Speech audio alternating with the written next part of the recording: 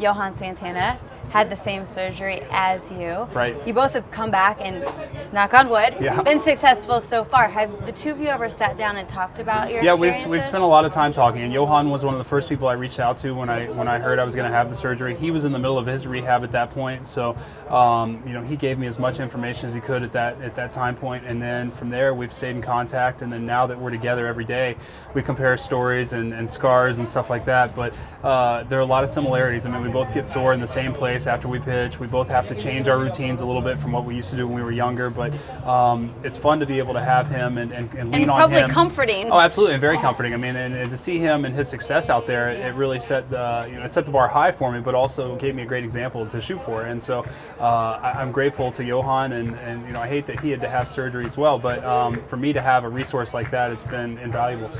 Now, we've heard a lot about how you prepare for a start. Can you talk us through that process?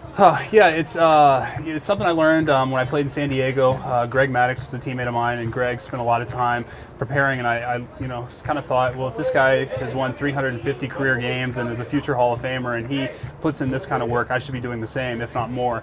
And so, I spent a lot of time with Greg learning what he looks for, how he studies video, how he studies hitters during a game, and I've taken that with me and tried to apply it. And I feel like when I go out there to pitch, I want to make sure I've done everything physically, everything mentally that I can do to be successful out there, and that if I get beat that day, it's simply because I didn't have my stuff. It wasn't because I left something to chance that, maybe I could have prepared better, maybe I should have done more of my conditioning or weightlifting or whatever. I want to make sure that when I'm out there, I'm ready to compete, and there's nothing in my way that's going to hinder my ability to perform. And it's amazing what kind of confidence it gives you out on the mound. You know that, hey, I've done everything I can to be out here today, and I'm going to win because of that. And that's the mentality that I have when I'm out there, and it's something I really like, and it's become part of my routine. Probably gives you a little bit of sense of control as to maybe what the outcome will be. Absolutely, that's the idea. Anytime you pitch, you want you're evaluated on a lot of things you can't control. The two things you can control are